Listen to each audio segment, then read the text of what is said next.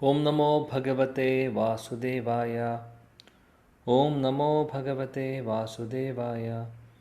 ओम नमो भगवते वासुदेवाय। ओम अज्ञानतिमिरान्धस्य ज्ञानाञ्जनशलाकया चक्षुरुन्मिलितं येन तस्मै श्रीगुरवे नमः। श्रीचैतन्यमनोभीष्टं स्थापितं येन भूतले स्वयं रूपा कदा मह्यं ददाति स्वपदान्तिकम्। वन्देऽहं श्रीगुरो श्रीयुधपदकमलं श्रीगुरून् वैष्णवांश्च श्रीरूपं साग्रजातं सहगणरघुनाथान्वितं तं सजीवं साद्वैतं सावधूतं परिजनसहितं कृष्णचैतन्यदेवं श्रीराधाकृष्णपादान् सहगणललिता श्रीविशाखामिदंश्च। हे कृष्णा करुणा सिन्धो दीनबन्धो जगत्पते गोपेशा गोपिकान्दा राधाकान्दा नमोऽस्तुते। तप्तकाञ्चनगौराङ्गी राधे वृन्दावनेश्वरि वृषभानुसुते देवी प्रणमामि हरिप्रिये। वंशाकल्पतरुभ्यश्च कृपासिन्धुभ्येव च पतितानां पावनेभ्यो वैष्णवेभ्यो नमो नमः। नमो विष्णुपादाय कृष्णप्रेष्ठाय भूतले श्रीमते भक्तिवेदान्तस्वामिनिति नामिने। नमस्ते सरस्वती देवे गौरवाणी प्रचारिणे निर्विशेषशून्यवादी पाश्चात्यदेशतारिणे। जय श्री कृष्ण चैतन्य प्रभु नित्यानंद श्री अद्वैत गदाधर श्रीवासादि गौरभक्तवृंद।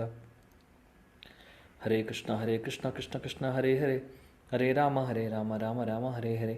हरे कृष्ण कृष्ण कृष्ण हरे हरे हरे राम राम राम हरे हरे। हरे कृष्ण कृष्ण कृष्ण हरे हरे हरे राम राम राम हरे हरे।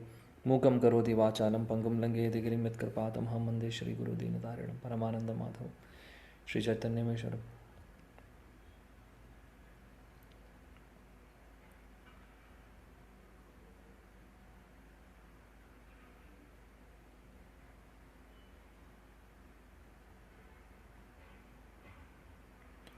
ഹരേ കൃഷ്ണ. പ്രിയപ്പെട്ട എല്ലാ ഭക്തർക്കും എൻ്റെ വിനീതമായ സാഷ്ടാംഗ പ്രണാമം. ഭഗവാന്റെ മഹാകൃപ കൊണ്ട് നമ്മൾ ഗ്രന്ഥരാജ് ശ്രീമദ് ഭാഗവതം കഴിഞ്ഞ ആഴ്ചയിൽ ആദ്യത്തെ ശ്ലോകം പഠിച്ചു. രണ്ടാമത്തെ ശ്ലോകം പ്രഥമസ്കന്ധത്തിലെ രണ്ടാമത്തെ ശ്ലോകമാണ് നമ്മളിന്ന് പഠിക്കാൻ പോകുന്നത്. ശ്രീമദ് ഭാഗവതം ഉള്ളവരെ കയ്യിൽ വയ്ക്കുക.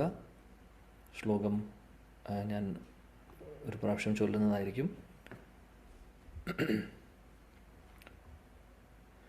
ശ്രീമദ് ഭാഗവതം സ്കന്ധം 1 അധ്യായം 1 ശ്ലോകം 2. ആദ്യത്തെ ശ്ലോകത്തിൽ നമ്മൾ എന്താണ് കണ്ടത്? പരമസത്യത്തെക്കുറിച്ച്. പരമസത്യത്തിനെ ഭഗവാൻ പറയുന്നു, കൃഷ്ണൻ തന്നെയാണ് പരമസത്യം എന്നുള്ളത്. പരമദിവ്യോത്തമ പുരുഷൻ ഭഗവാനാണ് എന്നുള്ളത് അവിടെ തെളിയിക്കുന്നു അല്ലേ? അങ്ങനെയാണ് ആദ്യത്തെ ശ്ലോകം ആദ്യ ശ്ലോകത്തിൽ അതാണ് കാണുന്നത്. രണ്ടാമത്തെ ശ്ലോകം വ്യാസദേവൻ പറയുന്നത് ശ്രീമദ് ഭാഗവതത്തിൻ്റെ മഹാത്മ്യത്തെക്കുറിച്ചാണ്. ഭാഗവതം മറ്റുള്ള ഗ്രന്ഥങ്ങൾ പോലെയല്ല. ശ്രീമദ് ഭാഗവതം എല്ലാ പുരാണങ്ങളെക്കാളും, അല്ലെങ്കിൽ വ്യാസദേവൻ ഇതുവരെ ഇതിനു മുമ്പ് എഴുതിയിട്ടുള്ള ഏത് രചനകളാവട്ടെ വേദങ്ങളാവട്ടെ അതിൽ വെച്ച് ഏറ്റവും ഉത്കൃഷ്ടമായിട്ടുള്ളതാണ് ഗ്രന്ഥരാജാണ് ശ്രീമദ് ഭാഗവതം എന്ന് അദ്ദേഹം പറയുന്നു. ശ്രീമദ് ഭാഗവതത്തെ അദ്ദേഹം സ്തുതിക്കുകയാണ് ചെയ്യുന്നത്. ഭാഗവതം അദ്ദേഹം ഇവിടെ ഒരു കമ്പൈൽ ചെയ്തിരിക്കുന്നു അല്ലേ? വ്യാസദേവനാണ് ഇത് ചെയ്തിട്ടുള്ളത്. അപ്പോൾ അദ്ദേഹം ഭാഗവതത്തിൻ്റെ കൂടുതൽ ഡീറ്റെയിൽസിലേക്ക് പോകുന്നതിനേക്കാൾ മുമ്പ് ആദ്യം ഭാഗവതത്തെ സ്തുതിച്ചുകൊണ്ട് ഭാഗവതത്തിൻ്റെ പാദങ്ങളിൽ നമസ്കരിച്ചുകൊണ്ട് അദ്ദേഹം ആരംഭിക്കുന്നു. ഭാഗവതവും ഭഗവാനും തമ്മിൽ വ്യത്യാസമില്ല. ഭഗവാന്റെ അവതാരം തന്നെയാണ് ശ്രീമദ് ഭാഗവതം. നാമം എങ്ങനെയാണോ അവതാരം, കലികാലത്തിൽ ഹരിനാമം ഭഗവാന്റെ അവതാരമാണെന്ന് നമ്മൾ പറയും. തീർച്ചയായിട്ടും കലികാലെ നാമരൂപേ കൃഷ്ണ അവതാർ. അതേപോലെ ഗ്രന്ഥരാജ് ശ്രീമദ് ഭാഗവതവും കൃഷ്ണേ സുധാമോപഗതേ ധർമ്മജ്ഞാനാദിഭി സഹ കലൗ നഷ്ടാദർശാമേഷ പുരാണ അർക്കോ അതുനോതിത. ഭഗവാൻ അവിടെ ശ്രീമദ് ഭാഗവതം തന്നെ പറയുന്നു, ഭഗവാൻ ഉദിക്കുകയാണ് ചെയ്യുന്നത്. രണ്ടാമത് അദ്ദേഹം തിരിച്ച് സ്വധാമത്തിലേക്ക് പോയതിന് ശേഷം സൂര്യൻ ഉദിക്കുന്നത് പോലെ 1000 സൂര്യന്മാരുടെ തേജസ്സോടുകൂടി ഗ്രന്ഥരാജ് ശ്രീമദ് ഭാഗവതം ഉദിക്കുന്നു. അപ്പോൾ അദ്ദേഹത്തിൻ്റെ അവതാരം തന്നെയാണ് ശ്രീമദ് ഭാഗവതവും. ഗ്രന്ഥരൂപത്തിലെ അവതാരം. ഗ്രന്ഥ അവതാർ, നാമാവരാധം അവതാരം എന്ന് നമ്മൾ പറഞ്ഞു. അതേപോലെ ഗ്രന്ഥമായി അദ്ദേഹം അവതരിക്കുന്നു. ശ്ലോകം നോക്കാം.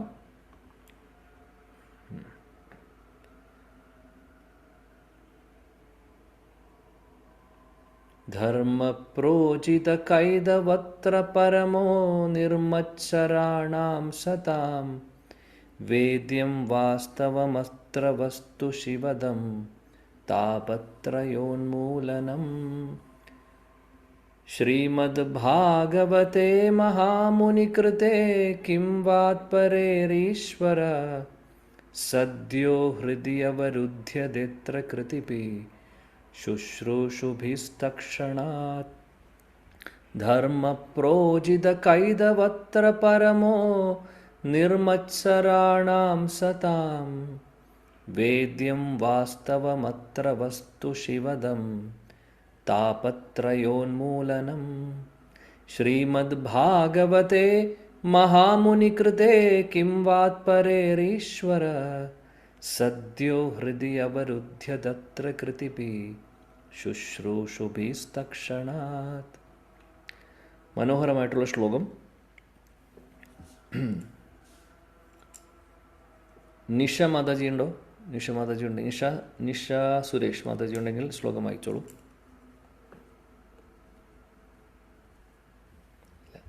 Okay. Geetha Mataji, Geetha Rajeev Mataji.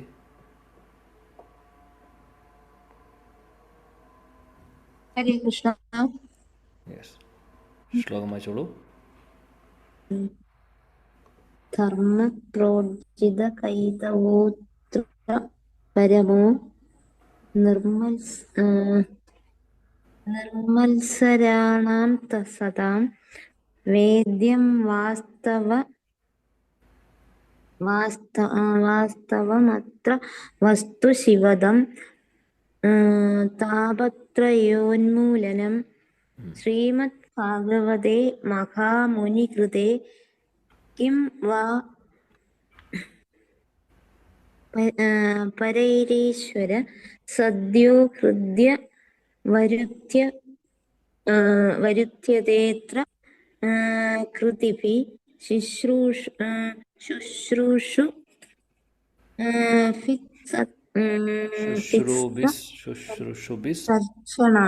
തക്ഷണാത്. Thank you. Hare Krishna. Hare Krishna. Radhakrishnan Prabhu ഉണ്ടോ? രാധാകൃഷ്ണൻ ബി പ്രഭു ഉണ്ടെങ്കിൽ വിവർത്തനം വായിക്കാം.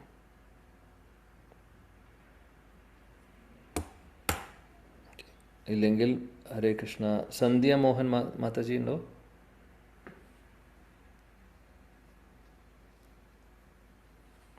ഓക്കെ.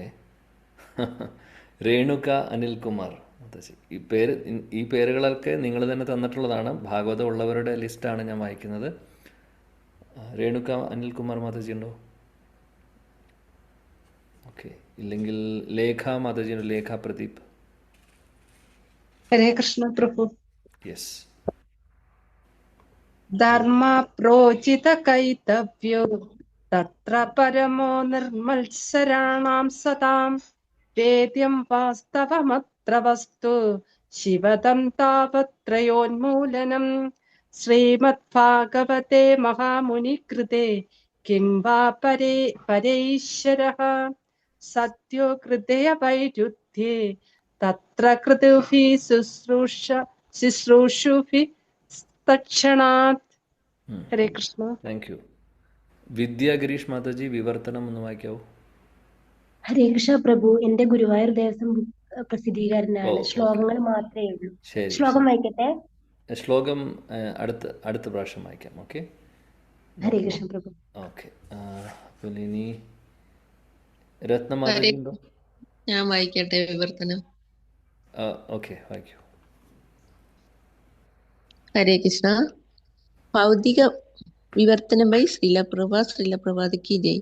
ഭൗതിക പുരോഗതിയെ ലക്ഷ്യം വെച്ചുള്ള ധർമ്മകർമ്മങ്ങളെ പൂർണ്ണമായി ഒഴിവാക്കാൻ നിർമ്മല ഹൃദയരായ ഭക്തർക്ക് മനസ്സിലാക്കാൻ സാധ്യമാകുന്ന വിധം പരമസത്യത്തെ ഭാഗവത പുരാണം പ്രതിപാദിക്കുന്നു.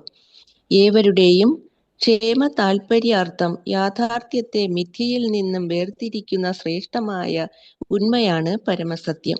ആ സത്യം ജനിമൃതി നിർഭരമായ ത്രിവിധ ക്ലേശങ്ങളെയും ഉന്മൂലനം ചെയ്യും.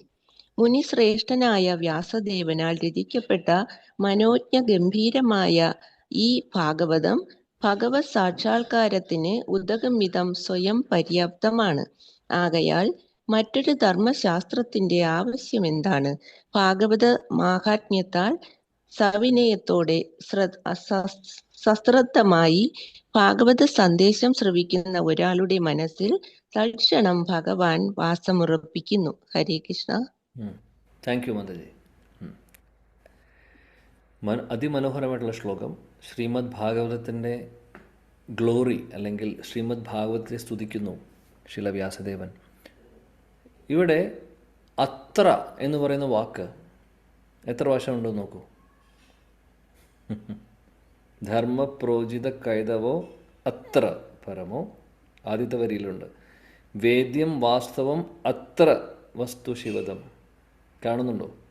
ശ്രീമദ് ഭാഗവതേ മഹാമുനികൃതി. അത് കഴിഞ്ഞു. അവസാനത്തെ ശ്ലോകത്തിൽ അവസാനത്തെ വരിയിൽ സദ്യോ ഹൃദി അവരുദ്ധ്യതേ അത്ര കൃതിപി ശുശ്രൂഷുപി തക്ഷണാത്. 3 പ്രാവശ്യം കാണുന്നു അത്ര. അത്ര എന്ന് ഉദ്ദേശിക്കുന്നത് എന്താണെന്ന് വെച്ചാൽ ഈ സംഭവം. ഏത് സംഭവമാണ് പറയുന്നത്? ഈ കാര്യം അല്ലെങ്കിൽ ഇത് ഇവിടെ എന്ന് ഉദ്ദേശിക്കുന്നത് ഭാഗവതത്തെയാണ്. ശ്രീമദ് ഭാഗവതം ഈ ശ്രീമദ് ഭാഗവതത്തെയാണ് ഇവിടെ സൂചിപ്പിക്കുന്നത്. ശ്രീമദ് ഭാഗവതം എന്ന് നേരിട്ട് പറയുന്നതിന് പകരം അത്ര കുത്ര എന്നൊക്കെ നമ്മൾ കേട്ടിട്ടുണ്ടാവും. സംസ്കൃതത്തിലെ ഓരോ പദങ്ങളാണ്. ഇവിടെ ഈ ഒരു കോണ്ടെക്സ്റ്റിൽ ഉദ്ദേശിക്കുന്നത് ശ്രീമദ് ഭാഗവതത്തെയാണ്. ശ്രീമദ് ഭാഗവതത്തിൻ്റെ ആ പ്രാധാന്യം പറയുവാണ്. എത്രമാത്രം പ്രധാനപ്പെട്ടതാണ്, അല്ലെങ്കിൽ മറ്റുള്ള ശാസ്ത്രങ്ങളെ വെച്ച് ഏറ്റവും പ്രധാനപ്പെട്ടതും അല്ലെങ്കിൽ ഏറ്റവും ശുദ്ധമായിട്ടുള്ളതും പരിശുദ്ധമായിട്ടുള്ളതും അതീന്ദ്രിയ തലത്തിലുള്ളതും അല്ലെങ്കിൽ പഞ്ചമ പുരുഷാർത്ഥം മാത്രം പറയുന്ന ശ്രീമദ് ഭാഗവത അമലപുരാണമായിട്ട് പറയുന്നു. ശ്ലോകം തുടങ്ങുന്നത് എങ്ങനെയാണ്? ധർമ്മ പ്രോചിത കൈതവ. ധർമ്മം എന്ന് പറഞ്ഞാൽ ഇവിടെ കൈതവ ധർമ്മങ്ങളെക്കുറിച്ചാണ് പറയുന്നത്. കൈതവ ധർമ്മം എന്ന് ഉദ്ദേശിക്കുന്നത് ധർമ്മ അർത്ഥ കാമ മോക്ഷ എന്ന് പറയുന്ന പുരുഷാർത്ഥങ്ങളെന്ന് പറയും. 4 പുരുഷാർത്ഥങ്ങളാണ് പറയുന്നത്, ശാസ്ത്രങ്ങളിൽ പറയുന്നത്. എന്തൊക്കെയാണത്? ധർമ്മ അർത്ഥ കാമ മോക്ഷ. എന്താണ് ധർമ്മ ഇവിടെ ഉദ്ദേശിക്കുന്നത് എന്ന് വെച്ചാൽ പരമമായിട്ടുള്ള ധർമ്മമല്ല ഇവിടെ ഉദ്ദേശിക്കുന്നത്. ഈ പുരുഷാർത്ഥത്തിലെ ധർമ്മം എന്ന് പറഞ്ഞു കഴിഞ്ഞാൽ നമ്മുടെ സ്വാഭാവികമായിട്ട് സ്വധർമ്മങ്ങൾ. ഉദാഹരണത്തിന് നമ്മൾ ഇപ്പോൾ ഒരു കുടുംബത്തിലിരിക്കുകയാണ്, ഒരു ഫാമിലിയിലാണെങ്കിൽ നമ്മുടെ റെസ്പോൺസിബിലിറ്റീസ് എന്താണ്? അത്. എന്നാൽ ആ ധർമ്മം അതെങ്ങനെയാണ് പാലിക്കേണ്ടത്? നമ്മൾ ശാസ്ത്രത്തിൽ പറയുന്നതനുസരിച്ചിട്ട് വേണം പാലിക്കാൻ. പക്ഷേ അത് പരമമായിട്ടുള്ള ഭക്തി ആയിക്കൊള്ളുന്നില്ല. ശാസ്ത്രങ്ങളിൽ കുറേ റൂളും റെഗുലേഷൻസും പറയുന്നുണ്ട്, അല്ലെങ്കിൽ നിയമങ്ങളൊക്കെ പറയുന്നുണ്ട്. ആ ശാസ്ത്രത്തിലെ നിയമങ്ങൾ പാലിക്കുന്നുണ്ട്. പക്ഷെ അതിൻ്റെ അർത്ഥം ശുദ്ധഭക്തിയുത സേവനങ്ങൾ ചെയ്യുന്നുണ്ട് എന്ന് വരുന്നില്ല അവിടെ. ഇപ്പോൾ ഒരുപാട് ആളുകൾ ശാസ്ത്രങ്ങളെ ആധാരമാക്കി ജീവിക്കുന്നവരുണ്ട്. പക്ഷേ അതിൻ്റെ പുറകിൽ എന്താണ് ഉദ്ദേശം എന്നും കൂടെ നോക്കണം. ശാസ്ത്രത്തെ ആധാരമാക്കി ജീവിക്കുന്നുണ്ടാവും, എന്നാൽ ശാസ്ത്രത്തിൽ ഏത് ശാസ്ത്രമാണ് അവർ ആധാരമാക്കുന്നത് എന്നുള്ളത് ഒരു ചോദ്യമാണ്. 2, ഇനി ഈ ഒരു ശാസ്ത്രം കൊണ്ട് അല്ലെങ്കിൽ ആ ഒരു നിയമം പാലിക്കുന്നത് കൊണ്ട് അവരെന്താണ് ഉദ്ദേശിക്കുന്നത്, അല്ലെങ്കിൽ എന്ത് നേട്ടത്തിന് വേണ്ടിയിട്ടാണ് അവർ ചെയ്യുന്നത്, അതും ഒരു ചോദ്യമാണ്. അപ്പോൾ ഈ ധർമ്മം എങ്ങനെ പല രീതിയിൽ നമുക്ക് ചെയ്യാൻ സാധിക്കും. അല്ലെങ്കിൽ ധർമ്മം എന്ന് പറയുന്നത് ഒരു വൈഡായിട്ടുള്ളൊരു വാക്കാണ്. ആക്ച്വലി അതിന് ഒരുപാട് അർത്ഥങ്ങൾ നമുക്ക് പറയാൻ സാധിക്കും. പരമമായിട്ടുള്ള ധർമ്മം എന്ന് പറയുന്നത് ഭക്തിയുത സേവനങ്ങളാണ്. അല്ലാതെ ധർമ്മം എന്ന് പറഞ്ഞു കഴിഞ്ഞാൽ അത് നമ്മുടെ നോർമൽ ഡ്യൂട്ടീസ് ആയിരിക്കാം. ഭഗവത്ഗീതയിൽ ഇത് വളരെ വിശദമായിട്ട് പറയുന്നുണ്ട്. സ്വധർമ്മം എന്നെടുത്ത് പറയുന്നുണ്ട് ഭഗവത്ഗീതയിൽ. സ്വധർമ്മം എന്ന് പറഞ്ഞു കഴിഞ്ഞാൽ സ്വധർമ്മവും നിത്യധർമ്മവും, ഇങ്ങനെ 2 ധർമ്മങ്ങളും പറയുന്നു. നിത്യധർമ്മം എന്ന് പറയുന്നതാണ് പരമമായിട്ടുള്ള ധർമ്മം, അല്ലെങ്കിൽ ഭക്തിയുത സേവനങ്ങൾ. അതാണ് നിത്യധർമ്മം. അല്ലെങ്കിൽ ജൈവധർമ്മം എന്ന് പറയാം, നിത്യധർമ്മം എന്ന് പറയാം, പരമധർമ്മം എന്ന് പറയാം, പരോധർമ്മം എന്ന് പറയാം. നിത്യധർമ്മം എന്ന് പറഞ്ഞാലും, നിത്യധർമ്മം എന്ന് പറഞ്ഞാൽ നിത്യവും ഉള്ളത് അല്ലെങ്കിൽ ശാശ്വതമായിട്ടുള്ള ധർമ്മം. അല്ലെ അതിനെ തന്നെ ജൈവധർമ്മം എന്ന് പറയും. അല്ലെങ്കിൽ ജീവാത്മാവിനെ സംബന്ധിച്ച് ചെയ്യേണ്ട ധർമ്മം എന്താണോ അത്, ജൈവധർമ്മം. ശീല ഭക്തിവിനോദ് ടാക്കൂർ ഒരു പുസ്തകം എഴുതിയിട്ടുണ്ട് ജൈവധർമ്മം എന്നുള്ള പേരിൽ. പിന്നെ പറയുന്നു അതേ ധർമ്മത്തെ നമുക്ക് പരോധർമ്മം എന്ന് പറയാം, പരമമായിട്ടുള്ള ധർമ്മം. ഇതെന്താണ്? ഇത് ഭക്തിയുത സേവനങ്ങളാണ്. എന്നാൽ സ്വധർമ്മം എന്ന് വേറെ പറയുമ്പോൾ അവിടെ ഉദ്ദേശിക്കുന്നത്, ഇപ്പോൾ നമ്മൾ ഗൃഹസ്ഥാശ്രമത്തിലിരിക്കുന്നു, വർണ്ണ ആശ്രമ എന്ന് കേട്ടിട്ടുണ്ടാവും. 4 വർണ്ണങ്ങൾ 4 ആശ്രമങ്ങൾ. 4 വർണ്ണങ്ങൾ എന്തൊക്കെയാണ്? ബ്രാഹ്മണർ, ക്ഷത്രിയർ, വൈശ്യർ, ശൂദ്രർ. ഇതാണ് വർണ്ണത്തിൻ്റെ കാറ്റഗറൈസേഷൻ അല്ലേ? 4 വർണ്ണങ്ങൾ. 4 ആശ്രമം എന്ന് പറഞ്ഞു കഴിഞ്ഞാൽ ബ്രഹ്മചാരി ആശ്രമം, അത് കഴിഞ്ഞാൽ ഗൃഹസ്ഥ, വാനപ്രസ്ഥം, സന്യാസം. ഇപ്പോൾ വർണ്ണ ആശ്രമം എന്നാണ് ശാസ്ത്രങ്ങളിൽ പറയുന്നത്. ഭഗവാൻ പറയുന്നുണ്ട് ഭഗവത്ഗീതയിൽ, ചാതുർവർണ്ണയം മയാ സൃഷ്ടം. ഈ വർണ്ണാശ്രമങ്ങൾ ഭഗവാൻ തന്നെയാണ് തന്നിട്ടുള്ളത് എന്ന് അദ്ദേഹം പറയുന്നു, ഭഗവത്ഗീതയിൽ പറയുന്നുണ്ട്. വർണ്ണാശ്രമത്തിൻ്റെ ഉദ്ദേശം എന്താണ്? നമ്മളെ ഒരു ശാസ്ത്രീയമായിട്ട്, ശാസ്ത്രത്തിൽ പറയുന്നതനുസരിച്ച് അത് ഫോളോ ചെയ്ത് അത് ജീവിച്ച് അവസാനം ഭഗവത് പ്രാപ്തിയിലേക്ക് എത്തിക്കുവാൻ വേണ്ടിയിട്ടാണ് ഈ വർണ്ണാശ്രമ ധർമ്മം തന്നിട്ടുള്ളത്, ഈ വർണ്ണാശ്രമങ്ങൾ ഭഗവാൻ തന്നിട്ടുള്ളത്. ആക്ച്വലി വർണ്ണാശ്രമത്തിൻ്റെ ഉദ്ദേശം എന്താണ്? അവസാനം എത്തിച്ചേരേണ്ടത് ഭഗവാനിലേക്കാണ്. അല്ലെങ്കിൽ ഈ ഒരു വർണ്ണാശ്രമത്തിലൂടെ പ്രോപ്പർലി ജീവിച്ച് നമ്മൾ അവസാനം നമ്മുടെ ലക്ഷ്യമാക്കേണ്ടത് ഭഗവത് സാക്ഷാത്കാരമാണ്. ചിലപ്പോൾ എന്ത് സംഭവിക്കുന്നു? വർണ്ണാശ്രമം എങ്ങനെയെങ്കിലും ഫോളോ ചെയ്യും, പക്ഷേ പരമമായിട്ടുള്ള അല്ലെങ്കിൽ ലക്ഷ്യത്തിലേക്ക് എത്താതെ അവിടെ നിൽക്കും, അതിനപ്പുറത്തേക്ക് പോവില്ല. ഉദാഹരണത്തിന് ഒരു രാജാവ് ക്ഷത്രിയൻ അല്ലേ? രാജാവ് നല്ല രീതിയിൽ രാജ്യം ഭരിക്കുന്ന ഒരു രാജാവ് എന്ന് വയ്ക്കുക. അപ്പോൾ നമ്മൾ ദുര്യോധനനെ തന്നെ എടുക്കാം. ദുര്യോധനനെയും യുധിഷ്ഠിര മഹാരാജാവിനെയും നമുക്ക് ഇവിടെ എക്സാമ്പിളായിട്ട് എടുക്കാം. ദുര്യോധനനെ കുറിച്ച് നമ്മൾ നോക്കുവാണെങ്കിൽ, ദുര്യോധനൻ ഒരു തരത്തിൽ നോക്കുമ്പോൾ അദ്ദേഹം പ്രജകൾക്ക് വേണ്ടിയിട്ട് എല്ലാ കാര്യങ്ങളും ചെയ്യുന്നുണ്ടായിരുന്നു. അദ്ദേഹം ഒരുപാട് ദാനങ്ങൾ കൊടുക്കുന്നുണ്ടായിരുന്നു ബ്രാഹ്മണർക്കൊക്കെ. അപ്പോൾ ഒരു രാജാവ് ചെയ്യേണ്ട ഒട്ടുമിക്കവാറും കുറേ നല്ല കാര്യങ്ങൾ അദ്ദേഹം ചെയ്തിട്ടുണ്ട്. അപ്പോൾ അത് ചെയ്തിട്ടുണ്ട്. പക്ഷെ പ്രശ്നം എന്താണെന്ന് വെച്ചാൽ ഒരു ക്വാളിറ്റിയും കൂടെ അദ്ദേഹത്തിന് വേണമായിരുന്നു, അത് അദ്ദേഹത്തിനില്ല. അത് യുധിഷ്ഠിര മഹാരാജനുണ്ട്. രാജാവാകുമ്പോൾ അത് അദ്ദേഹം ഭക്തനും കൂടെ ആയിരിക്കണം, പരമമായിട്ടുള്ള ധർമ്മം ഫോളോ ചെയ്യുന്ന ഒരു വ്യക്തിയായിരിക്കണം. സ്വധർമ്മം മാത്രം ഫോളോ ചെയ്താൽ പോരാ. സ്വധർമ്മത്തിൽ പലപ്പോഴും വരുന്നത് എന്താണെന്ന് വെച്ചാൽ നമ്മുടെ ഫാമിലി, നമ്മുടെ കണക്ഷൻസ്, നമ്മുടെ ആളുകൾ, ആ ഒരു റെസ്പോൺസിബിലിറ്റി മാത്രമാണ് നമുക്ക് വരുന്നത്. അതിനപ്പുറത്തേക്ക് ചിന്തിച്ചു കൊള്ളണമെന്നില്ല, ഉറപ്പ് പറയാൻ പറ്റില്ല. അതാണ്. അതുകൊണ്ട് ധർമ്മം എന്ന് പറയുമ്പോൾ ഇവിടെ ധർമാർത്ഥ കാമമോക്ഷത്തിലെ ധർമ്മം എന്ന് പറഞ്ഞു കഴിഞ്ഞാൽ അത് പരമമായിട്ടുള്ള ധർമ്മം ആയിക്കൊള്ളണമെന്നില്ല. അത് നോർമൽ നമ്മുടെ ഡ്യൂട്ടീസ്, നമ്മുടെ ജോലികൾ, ഉത്തരവാദിത്തങ്ങൾ, അതിനെ ധർമ്മമായിട്ട് പറയും.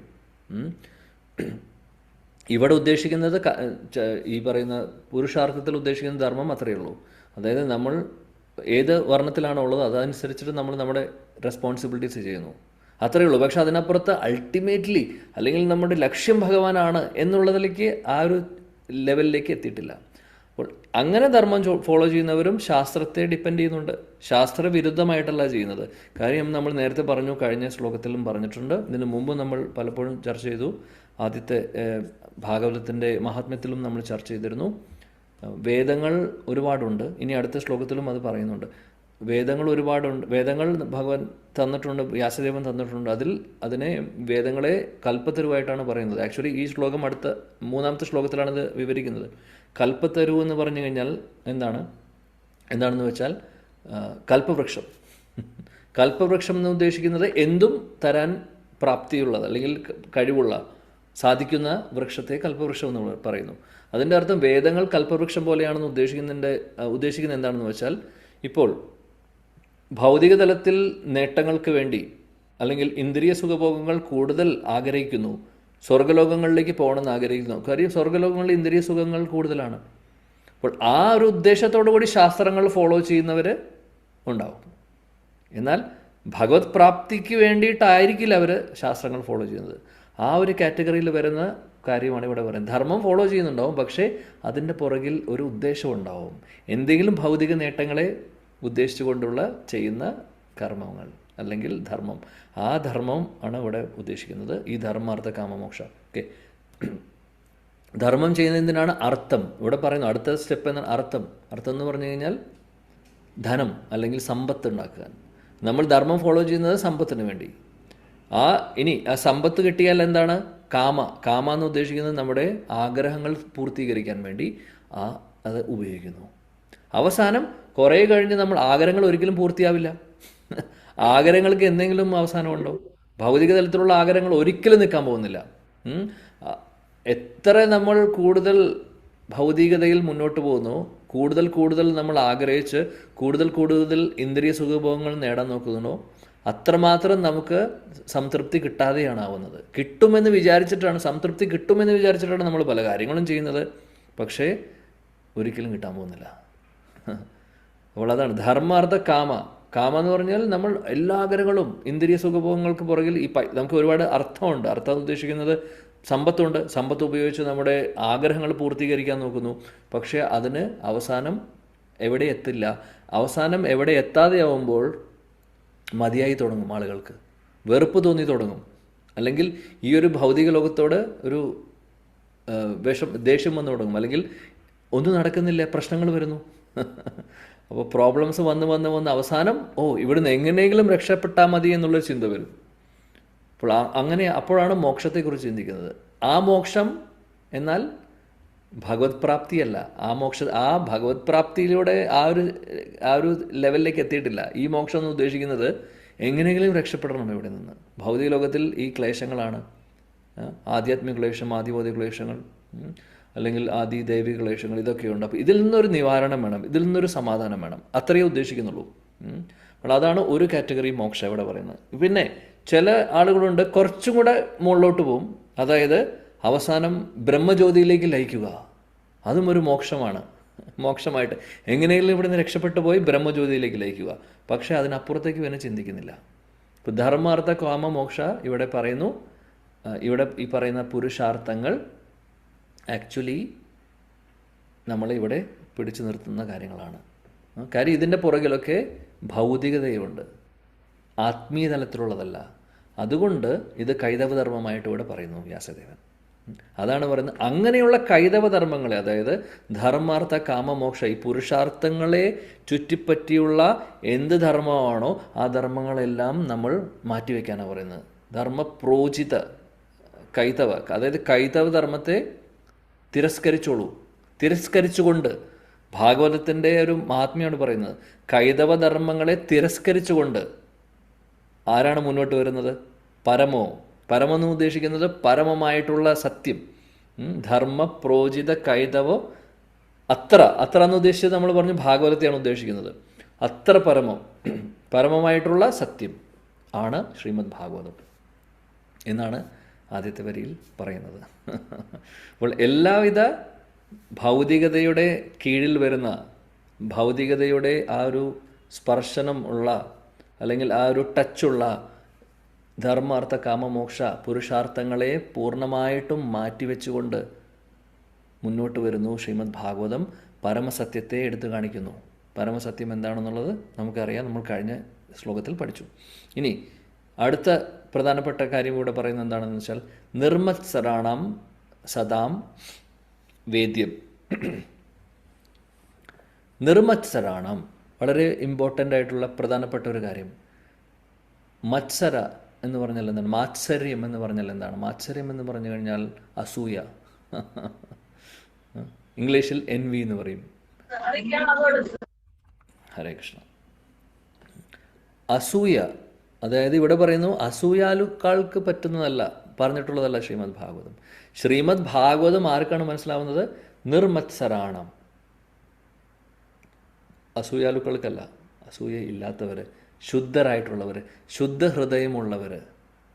ശുദ്ധഹൃദയമുള്ള ഭക്തർക്ക് പറഞ്ഞിട്ടുള്ളതാണ്. ശരിക്കും അവർക്കാണ് ശ്രീമദ് ഭാഗവതം ശരിക്കും മനസ്സിലാക്കുവാൻ സാധിക്കുന്നത്.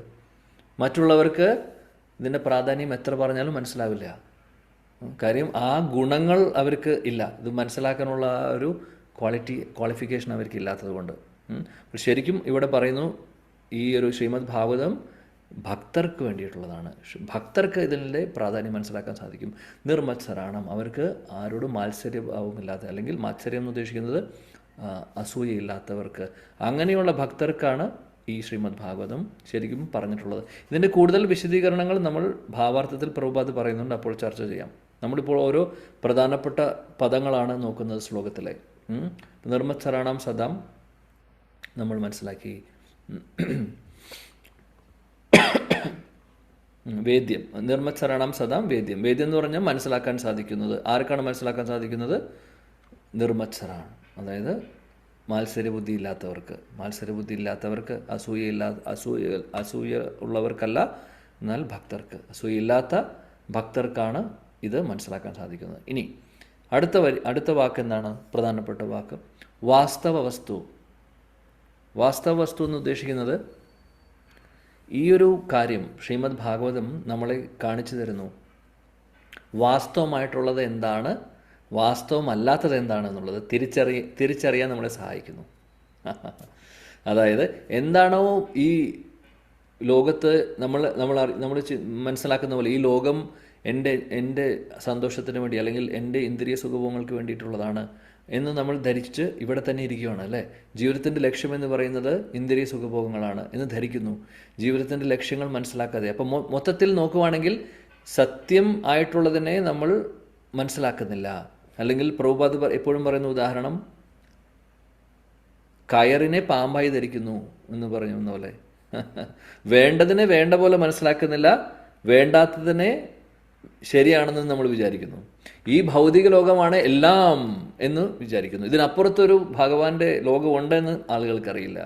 അതേപോലെ ജീവിതത്തിൻ്റെ ലക്ഷ്യമെന്ന് പറയുന്ന ഇന്ദ്രിയ സുഖഭോഗങ്ങളാണ് എന്ന് ധരിച്ച ആളുകൾ പോകുന്നു. എന്നാൽ ശ്രീമദ് ഭാഗവതം എന്താണ് ചെയ്യുന്നത്?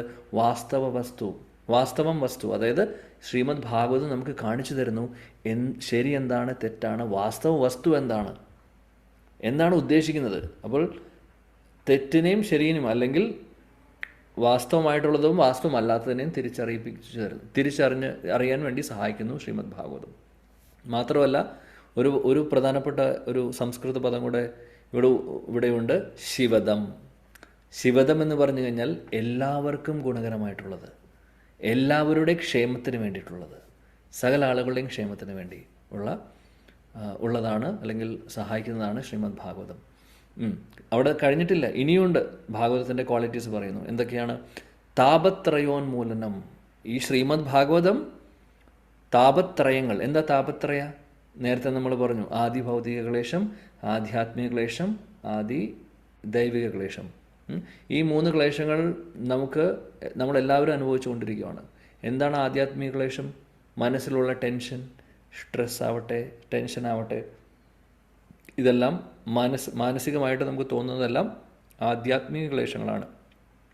ആദി ഭൗതിക ക്ലേശം എന്ന് ഉദ്ദേശിക്കുന്നത് മറ്റുള്ള ആളുകളോ മറ്റുള്ള സാഹചര്യങ്ങളോ കൊണ്ട് നമുക്ക് വരുന്ന ക്ലേശങ്ങളെയാണ് ആദി ഭൗതിക ക്ലേശം എന്ന് പറയുന്നത്. അത് ഒരു വ്യക്തിയാവാം. ആ വ്യക്തി ചിലപ്പോൾ ഒരുപക്ഷെ നമ്മളെ ഉപദ്രവിക്കുന്നു വയ്ക്കുക, അടിക്കുന്നു, അത് ആദി ഭൗതിക ക്ലേശമാണ്. അതേപോലെ തന്നെ ഒരു കൊതുകുത്തുന്നു, അതും ആദി ഭൗതിക ക്ലേശമാണ്. അതേപോലെ പാമ്പ് ഉപദ്രവിക്കുന്നു, ആദി ഭൗതിക ക്ലേശമാണ്. അതേപോലെ ഒരു വ്യക്തി നമ്മളോട് വാക്കുകൊണ്ട് വേദനിപ്പിക്കുന്നു, അതും ആദി ഭൗതിക ക്ലേശമാണ്.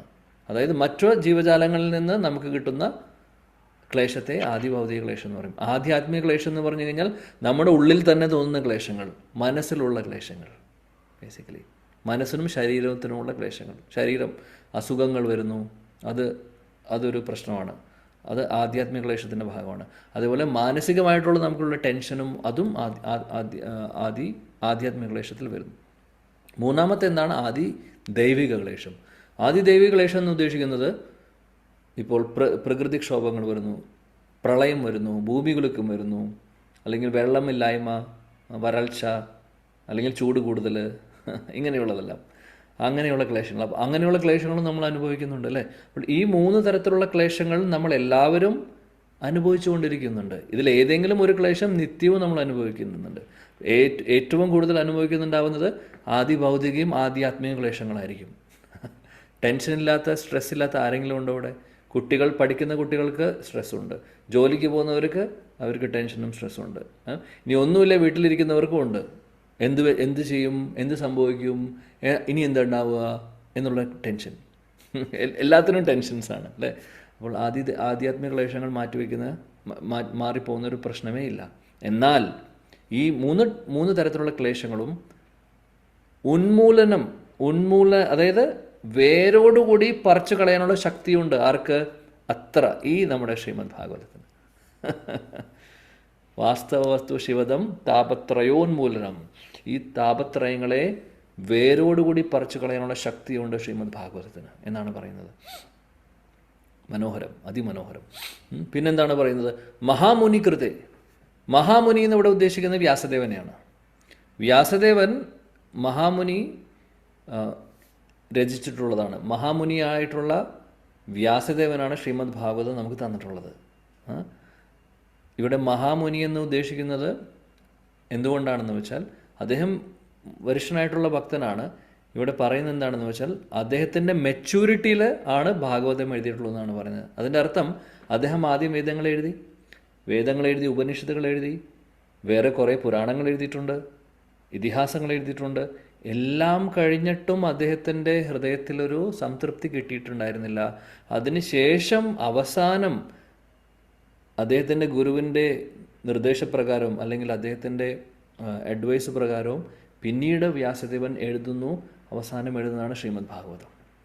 അതുകൊണ്ടാണ് പറയുന്നത് മഹാമുനി, അതായത് മെച്യൂർ ആയതിനു ശേഷം.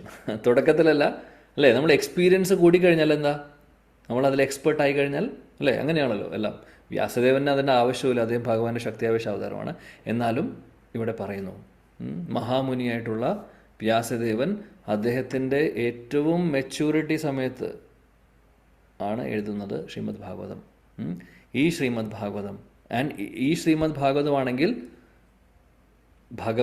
ഈ ഭഗവത് സാക്ഷാത്കാരത്തിന് വേണ്ടി എല്ലാം ഉണ്ട്. ഭഗവത് സാക്ഷാത്കാരത്തിന് വേണ്ടതായിട്ടുള്ള എന്തൊക്കെയാണ് വേണ്ടത് അതെല്ലാം ഉണ്ട് ഇതിനകത്ത്. വ്യാസദേവൻ നമുക്ക് തന്നിട്ടുള്ള ഗ്രന്ഥരാജ് ശ്രീമദ് ഭാഗവതത്തിൽ. അതാണ് പറയുന്നത് മഹാമുനി കൃതേ. മഹാമുനിയുടെ വ്യാസദേവൻ എഴുതിയിട്ടുള്ള ഈ ശ്രീമദ് ഭാഗവതം ഭഗവത് സാക്ഷാത്കാരത്തിന് വേണ്ടിയിട്ടുള്ള എല്ലാം തന്നെ അതിനകത്ത് അടങ്ങിയിട്ടുണ്ട്.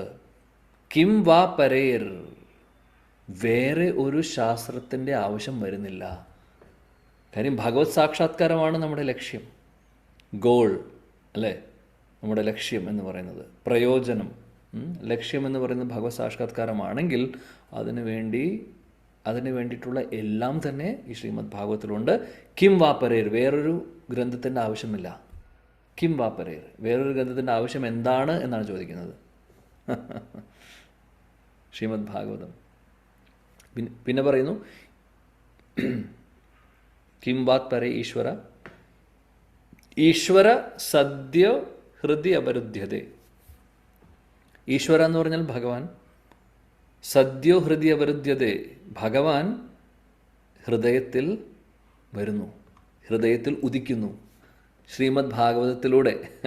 ശ്രീമദ് ഭാഗവതം ആരാണോ കേൾക്കുന്നത് അവരുടെ ഹൃദയത്തിൽ ഭഗവാൻ ഉദിക്കുന്നു, അതായത് ഭഗവാൻ വരുന്നു. അതാണ് ശക്തി ഭാഗവതത്തിൻ്റെ. കൃതിഭിഹി ശുശ്രുഭിസ് തക്ഷണാത്. ആരുടെ ഹൃദയത്തിലാണ് കൃതിഭിഹി ശുശ്രുഭിസ് തക്ഷണാത്, അത് വളരെ ശ്രദ്ധയോടുകൂടി ആരാണോ ശ്രീമദ് ഭാഗവതം കേൾക്കുന്നത് തക്ഷണാത് എന്ത് സംഭവിക്കുന്നു? ഈശ്വര സദ്യോ ഹൃദി അവരുദ്ധ്യതേ. ശ്രീമദ് ഭാഗവതം ആരാണോ വളരെ ശ്രദ്ധയോടുകൂടി കേൾക്കുന്നത്, പഠിക്കുന്നത്, ശുദ്ധഭക്തരിൽ നിന്ന് കേട്ട് അത് പഠിക്കുന്നത്, അങ്ങനെയുള്ളവരുടെ ഹൃദയത്തിൽ എന്ത് സംഭവിക്കുന്നു? ഈശ്വര സദ്യോ ഹൃദയ അവരുദ്ധ്യതേ. അങ്ങനെയുള്ളവരുടെ ഹൃദയത്തിൽ ഭഗവാൻ ഉടനെ വരുന്നു, അല്ലെങ്കിൽ ഭഗവാൻ അവിടെ ഉദിക്കുന്നു എന്ന് ഉദ്ദേശിക്കുന്നത് ഭഗവാൻ അവിടെ പ്രത്യക്ഷപ്പെടുന്നു. വേറെ എന്ത് വേണം നമുക്ക്? അത്രയും ശക്തിയുണ്ട് ശ്രീമദ് ഭാഗവതത്തിന്. അതാണ് ഈ ശ്ലോകം പറയുന്നത്. മനോഹരമായിട്ടുള്ള ശ്ലോകം. ധർമ്മ പ്രോചിത കൈതവത്ര പരമോ എന്ന ശ്ലോകം ഒന്നുകൂടെ വായിക്കാം. അർത്ഥം പറഞ്ഞത് ഓർക്കുന്നുണ്ട് എന്ന് വിചാരിക്കുന്നു. വേണമെങ്കിൽ പെട്ടെന്ന് ഒരു പ്രാവശ്യം കൂടെ പറയാം. ഇത്രയും ഡീറ്റെയിൽ ആയിട്ട് ഇനി ഞാൻ പറഞ്ഞിട്ടുണ്ടായിരുന്നു, അടുത്ത ശ്ലോകം കൂടെ ഇങ്ങനെ നമ്മൾ ഡീറ്റെയിൽ ആയിട്ട് പഠിക്കാൻ പോകുന്നത്. അതിനുശേഷം കുറച്ചുകൂടെ ഫാസ്റ്റായിട്ട് പോകും. കാര്യം വളരെ ഇമ്പോർട്ടൻ്റ് ആണ് ഈ ശ്ലോകങ്ങളൊക്കെ. ഈ ആദ്യത്തെ 3 ശ്ലോകം വളരെ ഇമ്പോർട്ടൻ്റ് ആണ്. ധർമ്മപ്രോചിത കൈതവവും, എല്ലാ കൈതവ ധർമ്മങ്ങളെയും മാറ്റിവെച്ച്, അതുകൊണ്ട് അതിൻ്റെ അർത്ഥം ധർമാർത്ഥ കാമമോക്ഷം പറയുന്ന പുരുഷാർത്ഥങ്ങളെ പ്രതിപാദിക്കുന്ന അല്ലെങ്കിൽ പുരുഷാർത്ഥങ്ങളെ ചുറ്റിപ്പറ്റിയുള്ള എല്ലാ കൈതവ ധർമ്മങ്ങളെയും മാറ്റിവെച്ച് മുന്നോട്ട് പോകുന്നു. പരമമായിട്ടുള്ള സത്യത്തെ കാണിച്ചു തരുന്നു ആര്? ശ്രീമദ് ഭാഗവതം. ഇനി ഈ ശ്രീമദ് ഭാഗവതം ആർക്കുള്ളതാണ്? ആർക്കാണ് ശരിക്കും മനസ്സിലാക്കാൻ സാധിക്കുന്നത്? നിർമത്സരാണാം സതാം വേദ്യം. ആർക്കാണ് മനസ്സിലാക്കാൻ സാധിക്കുന്നത്? നിർമത്സരാണാം, മത്സരബുദ്ധി ഇല്ലാത്തവർക്ക്, ഭക്തർക്കാണ് ഭാഗവതം മനസ്സിലാക്കുവാൻ സാധിക്കുന്നത്. ഇനി ഭാഗവതം വേറൊരു സ്പെഷ്യാലിറ്റി എന്താണ്? വാസ്തവമായിട്ടുള്ള വസ്തു എന്താണെന്ന് തിരിച്ച് അറിയിപ്പിച്ച് തരുന്നു ഭാഗവതം. ശരി എന്താണ്, തെറ്റാണെന്ന് തിരിച്ചറിയുന്നു. ഭൗതിക ലോകം ആണോ നമ്മുടെ എല്ലാമെന്ന് വിചാരിച്ചിരിക്കുന്ന ആൾക്കാർക്ക് മനസ്സിലാക്കി തരുവാണ്, ഇതല്ല, വേറൊരു ലോകമുണ്ട്, വൈകുണ്ഠമുണ്ട് എന്നുള്ളത്. വാസ്തവ വസ്തുവിനെ ശരിക്കും കാണിച്ചു തരുന്നു. ശിവദം, എല്ലാവർക്കും പ്രയോജനമായിട്ടുള്ളത്, എല്ലാവരുടെയും നന്മയ്ക്ക് വേണ്ടിയിട്ടുള്ളത്. താപത്രയോന്മൂലനം, താപത്രയങ്ങൾ, ത്രിവിധ ക്ലേശങ്ങൾ വേരോടുകൂടി പറിച്ചു കളയാനുള്ള ശക്തിയാണ് ശ്രീമദ് ഭാഗവതത്തിനുള്ളത്. ഇനി ഈ ഭാഗവതം ആരാണ് എഴുതിയിട്ടുള്ളത്? മഹാമുനി കൃതേ. വ്യാസദേവൻ അദ്ദേഹത്തിൻ്റെ മെച്യൂരിറ്റിയിൽ ഏറ്റവും അവസാനം എഴുതിയിട്ടുള്ളതാണ് ശ്രീമദ് ഭാഗവതം. ഇനി ഈ ശ്രീമദ് ഭാഗവതം ഉണ്ടെങ്കിൽ കിം വാപ്പരേർ, വേറെ ശാസ്ത്രങ്ങളുടെ ആവശ്യം എന്താണ്? കാര്യം ഭഗവത് സാക്ഷാത്കാരത്തിന് വേണ്ടിയിട്ടുള്ള എല്ലാം തന്നെ ശ്രീമദ് ഭാഗവതത്തിൽ പറഞ്ഞിട്ടുണ്ട്. കിം വാപ്പരേർ, ഇനി വേറെ ശാസ്ത്രങ്ങളുടെ ആവശ്യം വരുന്നില്ല അവിടെ. വേറെ ശാസ്ത്രങ്ങൾ എന്തിനാണ് ആവശ്യം? പിന്നെ പറയുന്നത് എന്താണ്? കൃതിഭിഹി ശുശ്രുഭിസ് തക്ഷണാത് ഈശ്വര സദ്യോ ഹൃദി അവൃത്യതേ. ആരാണോ ശ്രദ്ധയോടുകൂടി നിത്യവും ഗ്രന്ഥരാജ് ശ്രീമദ് ഭാഗവതം പഠിക്കുന്നത്, കേൾക്കുന്നത്, അങ്ങനെയുള്ളവരുടെ ഹൃദയത്തിൽ ഭഗവാൻ വരുന്നു. ഹരിബോൽ. ശ്ലോകം ഒരു പ്രാവശ്യം കൂടെ വായിച്ച് നമുക്ക് ഭാവാർത്ഥത്തിലെ ശ്രീല പ്രഭുപാദ് പറഞ്ഞ പ്രധാനപ്പെട്ട കാര്യങ്ങൾ ചർച്ച ചെയ്യാം. ധർമ്മപ്രോജിത കൈതവത്ര പരമോ നിർമത്സരാണാം സതാം വേദ്യം വാസ്തവമത്ര വസ്തു ശിവദം താപത്രയോന്മൂലനം ശ്രീമദ് ഭാഗവതേ മഹാമുനികൃതേ കിം വാത്പരേരീശ്വര സദ്യോ ഹൃദി അവരുദ്ധ്യ തത്ര കൃതിപി ശുശ്രൂഷുഭിസ്തക്ഷണാത്. ശ്രീല പ്രഭുപാദ് അദ്ദേഹത്തിൻ്റെ ഭക്തിവേദാന്ത ഭാവാർത്ഥം മനോഹരമായിട്ട് ഭാവാർത്ഥത്തിലൂടെ നമുക്ക് എക്സ്പ്ലെയിൻ ചെയ്തു തരുന്നുണ്ട്. ഈ നമ്മളിപ്പോൾ പറഞ്ഞ കാര്യങ്ങളൊക്കെ അത് വിശദീകരിച്ച് പ്രഭുപാദ് ഇവിടെ പറയുന്നുണ്ട്. ശ്രീല പ്രഭുപാദ്ക്ക് ജയ്. പ്രഭുപാദ്ജി ആദ്യം തന്നെ പറയുന്നു, നമ്മൾ നേരത്തെ പറഞ്ഞ 4 പുരുഷാർത്ഥങ്ങളെക്കുറിച്ച്, ധർമാർത്ഥ കാമമോക്ഷം, ഓൾറെഡി നമ്മളതിനെക്കുറിച്ച് ചർച്ച ചെയ്തു. ഈ പുരുഷാർത്ഥങ്ങൾ ആളുകൾ ജീവിതത്തിൻ്റെ ലക്ഷ്യമാക്കി മാക്സിമം മുക്തി വരെ അവർ പറയുന്നു. പക്ഷെ ആ മുക്തി നേരത്തെ പറഞ്ഞു മാക്സിമം വരുന്നത് ഒന്നില്ലെങ്കിൽ ഇവിടെ നിന്ന് രക്ഷപ്പെടണമെന്നുള്ള ആഗ്രഹം മാത്രമേ ഉള്ളൂ. പക്ഷെ എവിടെ പോകണമെന്ന് അവർക്കറിയില്ല. ഇനി അറിഞ്ഞാൽ പോലും കൂടുതലും അവർ ചിന്തിക്കുന്നത് ബ്രഹ്മജ്യോതി വരെയാണ്. അതിനപ്പുറത്തേക്ക് ഒരു കാഴ്ചപ്പാട് അവർക്കില്ല. എന്നാൽ ഭാഗവതം ഇതൊന്നുമല്ല പറയുന്നത്. ഭാഗവതം പഞ്ചമ പുരുഷാർത്ഥം. അതുകൊണ്ട് പുരുഷാർത്ഥങ്ങൾ 4 പറയും. എന്നാൽ പഞ്ചമ പുരുഷാർത്ഥമായിട്ട് പറയുന്നത് എന്തിനാണെന്ന് വെച്ചാൽ ശുദ്ധ ഭക്തിയെയാണ് പഞ്ചമ പുരുഷാർത്ഥമായിട്ട് പറയുന്നത്. അപ്പോൾ പഞ്ചമ പുരുഷാർത്ഥം മാത്രം പ്രതിപാദിക്കുന്ന ഒരേ ഒരു ഗ്രന്ഥമാണ് ഗ്രന്ഥരാജ് ശ്രീമദ് ഭാഗവതം. അതുകൊണ്ടാണ് ഭാഗവതത്തെ അമലപുരാണം എന്ന് വിളിക്കുന്നത്. വളരെ വളരെ സ്പെഷ്യലാണ് ശ്രീമദ് ഭാഗവതം. ശ്രീല പ്രഭുപാദ് പറയുന്നു ധർമാർത്ഥ കാമമോക്ഷത്തിന് അപ്പുറത്താണ് ശ്രീമദ് ഭാഗവതം എന്നുള്ളത്. വേറൊരു പ്രധാനപ്പെട്ട ഒരു കാര്യം പ്രഭുപാദ് ഇവിടെ പറയുന്നു. ആഹാര, നിദ്ര, ഭയം, മൈഥുനം എന്ന് പറയുന്ന 4 കാര്യങ്ങൾ മനുഷ്യരും ചെയ്യുന്നു, മൃഗങ്ങളും ചെയ്യുന്നു. നമ്മളെല്ലാവരും ചെയ്യുന്ന കാര്യങ്ങളും മൃഗങ്ങളും ചെയ്യുന്നുണ്ട്. ഈ 4 കാര്യങ്ങൾ എന്തൊക്കെയാണ്? ആഹാര കഴിക്കുക, നിദ്ര ഉറങ്ങുക, ഭയം ശത്രുക്കൾ വരുമ്പോൾ അടികൂടുക. അത് നമ്മളും ചെയ്യുന്നുണ്ട്, അവരും ചെയ്യുന്നുണ്ട്. നമ്മൾ വാക്കാലെ ചെയ്യും, നമ്മൾ ചിലപ്പോൾ പ്രവർത്തിക്കുകയും ചെയ്യും. ചിലപ്പോൾ ആയുധങ്ങളോടും നമ്മൾ ഡിഫെൻഡ് ചെയ്യും ശത്രുക്കൾ വരുമ്പോൾ. അവരും അതേപോലെ ചെയ്യുന്നു. അവർ ആയുധം എടുക്കുന്നുണ്ടാവില്ല, അവരെ കൈകളും കാലുകളൊക്കെ അവർ ആയുധമായിട്ട് എടുക്കുന്നു. മാത്രമല്ല ശബ്ദം കൊണ്ടും അവരും ഡിഫെൻഡ് ചെയ്യുന്നുണ്ട്. എങ്ങനെയാണ്? ഓരോ ശബ്ദങ്ങൾ ഉണ്ടാക്കിയിട്ട് കണ്ടിട്ടുണ്ടോ മൃഗങ്ങൾ ചെയ്യുന്നത്? അപ്പോൾ ആഹാരനിദ്ര ഭയമായി, ഇത് കോമൺ ആയിട്ടുള്ള കാര്യങ്ങളാണ്. ഒരു കാര്യം കൂടെ ഉണ്ട്, മൈഥുനം. ഓപ്പോസിറ്റ് രണ്ട് സ്ത്രീയും പുരുഷനും, അതായത് സ്ത്രീയും പുരുഷനും, അല്ലെങ്കിൽ നമുക്കറിയാം രണ്ട് ഓപ്പോസിറ്റ് ജെൻഡറിൽ വരുന്ന ആളുകൾ തമ്മിലുള്ള മൈഥുനം എന്ന് പറയുന്നതും ഇതും കോമൺ ആയിട്ടുള്ള കാര്യമാണ്, മനുഷ്യർക്കും അതേപോലെ മൃഗങ്ങൾക്കും. പ്രഭുപാദ് പറയുന്നു, എന്നാൽ ഇത് ശ്ലോകമാണ്, ഇത് മഹാഭാരതത്തിലൊരു ശ്ലോകമാണ്. ആഹാര നിദ്ര ഭയം മൈഥുനം ച സാമാന്യം ഏതത് പശുഭി നരാണാം ധർമ്മോഹി തേഷാം അധികോ വിശേഷോ ധർമ്മേന ഹീന പശുഭി സമാനം.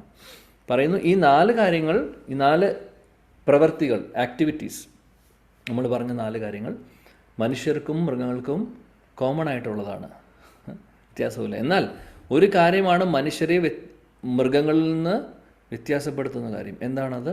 ധർമ്മോഹിതേഷാം അധികോ വിശേഷോ. വിശേഷമായിട്ടുള്ള കാര്യം എന്താണെന്ന് വെച്ചാൽ, മൃഗങ്ങളിൽ നിന്ന് നമ്മളെ മാറ്റി നിർത്തുന്ന ഒരേ ഒരു കാര്യം, ധർമ്മം പാലിക്കാൻ സാധിക്കും. ആർക്ക്? മനുഷ്യർക്ക്. മൃഗങ്ങൾക്ക് ധർമ്മം എന്താണെന്ന് അറിയില്ല. ധർമ്മേന ഹിന പശുഭി സമാനം. എന്നാൽ ധർമ്മം ഫോളോ ചെയ്തില്ലെങ്കിൽ നമ്മളും പശുവിനെ പോലെ, അതായത് നമ്മളും മൃഗങ്ങളെ പോലെയാണ്, വ്യത്യാസമില്ല എന്നുള്ളതാണ് പറയുന്നത്. അപ്പോൾ മൃഗങ്ങളെയും മനുഷ്യരെയും വേർതിരിക്കുന്ന ഒരേ ഒരു കാര്യം ധർമ്മം പാലിക്കാനുള്ള ആ തിരിച്ചറിവ്, ആ വിവേക ബുദ്ധി. ആ ധർമ്മം എന്താണെന്ന് ചോദിച്ചു കഴിഞ്ഞാൽ അത് പരോധർമ്മമാണ് അവിടെ ഉദ്ദേശിക്കുന്നത്. ആ യഥോ ഭക്തി രഥോക്ഷജേ, ഭക്തിയുത സേവനങ്ങൾ, ഭഗവാനെ സേവിക്കുക എന്നുള്ളത്, അതാണ് പരമമായിട്ടുള്ള ധർമ്മം, അതാണ് നിത്യധർമ്മം. നമ്മൾ ആദ്യം പറഞ്ഞ പോലെ നിത്യധർമ്മം, ശാശ്വതധർമ്മം അല്ലെങ്കിൽ ജൈവധർമ്മം എന്ന് പറയുന്നത് ഭഗവാനെ സേവിക്കുക എന്നുള്ളതാണ്. അപ്പോൾ ഈ ഭഗവാനെ സേവിച്ചില്ലെങ്കിൽ, നമ്മൾ ഭക്തിയുത സേവനങ്ങൾ ചെയ്തില്ലെങ്കിൽ നമ്മളും മൃഗങ്ങളും തമ്മിൽ വ്യത്യാസമില്ല എന്നാണ് ഈ ശ്ലോകത്തിൽ പറയുന്നത്. ഒരുപക്ഷെ നമുക്ക് 2 കാലേ ഉണ്ടാവുള്ളൂ, 2 കൈയേ ഉണ്ടാവുള്ളൂ. മൃഗങ്ങൾക്ക് ഒരുപക്ഷെ കാലുകളുടെ എണ്ണവും കൈകളുടെ എണ്ണവും കൂടുതലുണ്ടാവും. പക്ഷേ ചെയ്യുന്ന കാര്യങ്ങൾ 4ഉം സെയിം ആണെങ്കിൽ പിന്നെ എന്താണ് കാര്യം? നമ്മൾ ചെയ്യുന്നു വീടിനകത്ത്, അവർ എവിടെ വേണമെങ്കിലും ചെയ്യും, വഴിയിലും ചെയ്യുന്നു ഈ കാര്യങ്ങൾ. നമ്മൾ ചിലപ്പോൾ ക്ലോസ് ആയിട്ടുള്ളൊരു വീടിനകത്തായിരിക്കും ചെയ്യുന്നുണ്ടാവുക, ആരും കാണുന്നുണ്ടാവില്ല. പക്ഷെ ചെയ്യുന്ന കാര്യം ഒന്നാണോ? സെയിം ആണ്, വ്യത്യാസമില്ല. അവർ വഴിയിൽ കിടക്കുമ്പോൾ നമ്മൾ ഡൺലപ്പ് ബെഡിൽ കിടക്കും, വ്യത്യാസം അത്രേ ഉള്ളൂ. ഉറക്കം തന്നെയാണ്, രണ്ടുപേരും ചെയ്യുന്ന ഉറക്കമാണ്. വളരെ വളരെ പ്രധാനപ്പെട്ട കാര്യമാണ്. ധർമ്മം പാലിച്ചില്ലെങ്കിൽ പിന്നെ മനുഷ്യരാണെന്ന് നമ്മളെ വിളിക്കാൻ സാധിക്കില്ല. ആ ധർമ്മം എന്താണെന്നുള്ളതാണ് ഭാഗവതം നമ്മളെ കാണിച്ചു തരുന്നത്. മറ്റുള്ള ധർമ്മങ്ങളൊക്കെ മാറ്റിവെച്ചുകൊണ്ട് പരമമായിട്ടുള്ള ധർമ്മത്തെ കാണിച്ചു തരുന്നു ശ്രീമദ് ഭാഗവതം. ധർമ്മ പ്രോജിത കൈതവ ധർമ്മങ്ങളെ മാറ്റിവെച്ച് പരിശുദ്ധമായിട്ടുള്ള പരമമായിട്ടുള്ള ധർമ്മത്തെ നമുക്ക് കാണിച്ചു തരുന്നു ശ്രീമദ് ഭാഗവതം. അതാണ് ഇവിടെ ആദ്യത്തെ സെക്ഷനിൽ പ്രഭുപാദ് പറയുന്നത്. പിന്നീട് പ്രഭുപാദ് പറയുന്നു ഭാവാർത്ഥത്തിൽ, ഇന്നത്തെ കാലത്തുള്ള ആളുകൾക്ക് പുതിയ ടെക്നോളജി അങ്ങനത്തെ കാര്യങ്ങൾക്ക് വലിയ ഇൻട്രസ്റ്റ് ആണ്.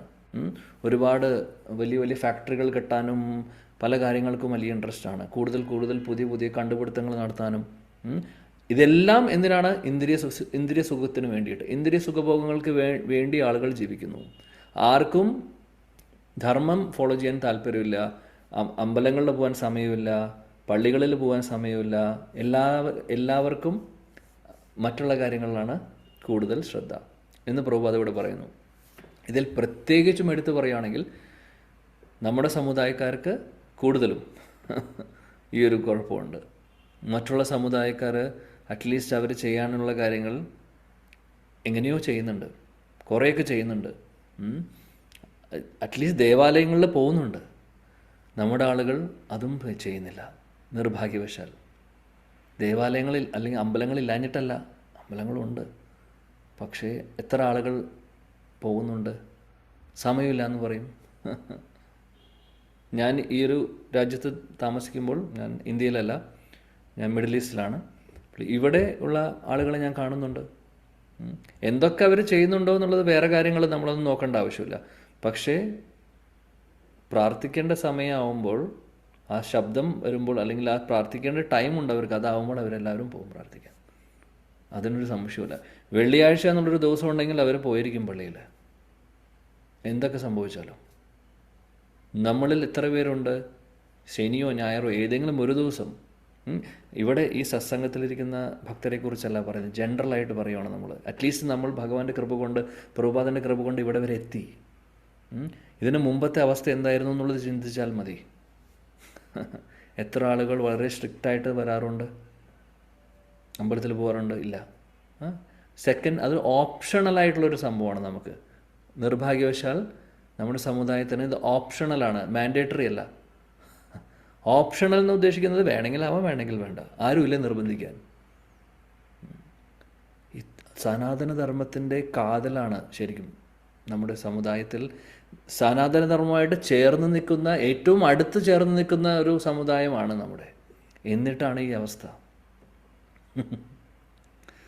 ശ്രീമദ് ഭാഗവതം ഭഗവത്ഗീതയൊക്കെ ഉണ്ട് നമ്മുടെ കയ്യിൽ, എന്നിട്ടാണ് ഈ അവസ്ഥ.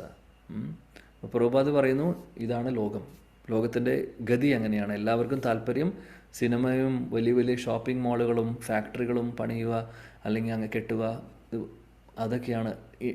അതൊക്കെ ചെയ്യുന്നു. ബാക്കിയുള്ള കാര്യങ്ങളിലൊന്നും താല്പര്യം, അതായത് അതീന്ദ്രിയ തലത്തിലുള്ള ഭക്തിപരമായിട്ടുള്ള കാര്യങ്ങളിലോ ധർമ്മപരമായിട്ടുള്ള കാര്യങ്ങളിലോ താല്പര്യമില്ല. എല്ലാവർക്കും ഇന്ദ്രിയ സുഖഭോഗങ്ങളാണ്.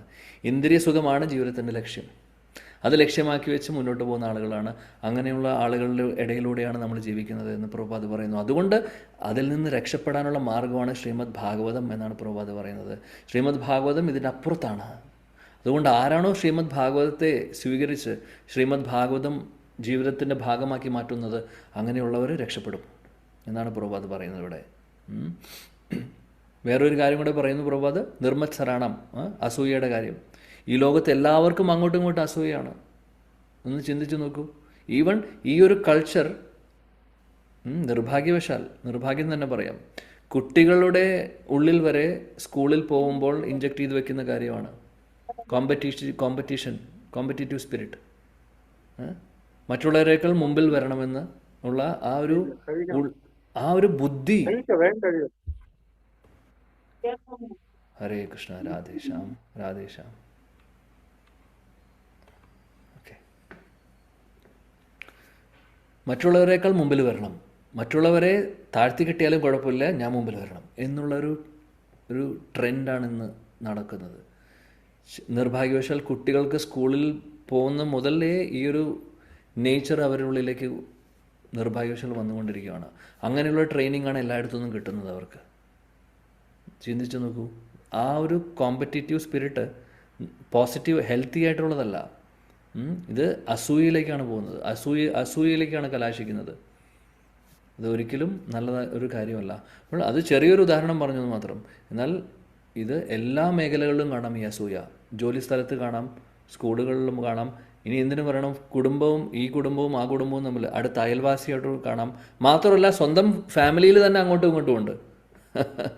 സഹോദരന്മാരും സഹോദരിമാരും ഉണ്ടെങ്കിൽ പോലും അവർ തമ്മിലൊരു കോമ്പറ്റീഷൻ, അവർ തമ്മിലൊരു അസൂയ, അല്ലെങ്കിൽ പല കാര്യത്തിലും എന്നേക്കാൾ മികച്ചപ്പെട്ടത്, അല്ലെങ്കിൽ ഞാൻ അവരെക്കാൾ മുന്നിലാണ്, ഇങ്ങനെയുള്ള ചിന്തകൾ. വളരെ അപകടം പിടിച്ച ലോകത്തിലാണ് നമ്മൾ ജീവിക്കുന്നത് ശരിക്കും. പ്രഭുപാദ് പറയുന്നു, ഈയൊരു കാര്യം ആരുടെ ഹൃദയം ശുദ്ധമല്ല, എല്ലാം ഈ പറയുന്ന അനർത്ഥങ്ങൾ നിറഞ്ഞിരിക്കുകയാണ്. കാമക്രോധ ലോഭ മോഹ മത മത്സര്യ, ഈ എല്ലാ അനർത്ഥങ്ങളും നിറഞ്ഞിട്ടുള്ള ഹൃദയമാണ് നമ്മുടെ എല്ലാവരുടെയും. സോ ആയിക്കോട്ടെ, സാരമില്ല. അതുകൊണ്ട് നമുക്ക് ഒരുപക്ഷെ ഇതൊന്നും മനസ്സിലാക്കാനുള്ള യോഗ്യതയില്ല ശരിക്കും പറയുകയാണെങ്കിൽ. പക്ഷേ മഹാപ്രഭുവിൻ്റെ കൃപ കൊണ്ട്, ശ്രീ ചൈതന്യ മഹാപ്രഭുവിൻ്റെ കൃപ കൊണ്ട്, ശ്രീ ചൈതന്യ മഹാപ്രഭുവിൻ്റെ അനുയായികളായിട്ടുള്ള നമ്മുടെ പ്രഭുപാദ് അടക്കം എല്ലാവരും അവരുടെ ഒരു മഹാകൃപ കൊണ്ട് നമുക്ക് ഭാഗവതം ഇന്ന് കിട്ടിയിരിക്കുകയാണ്. ശ്രീമദ് ഭാഗവതം നമുക്ക് ആക്സസ് ചെയ്യാൻ സാധിച്ചു. ഇല്ലെങ്കിൽ നമുക്ക് യോഗ്യതയില്ല.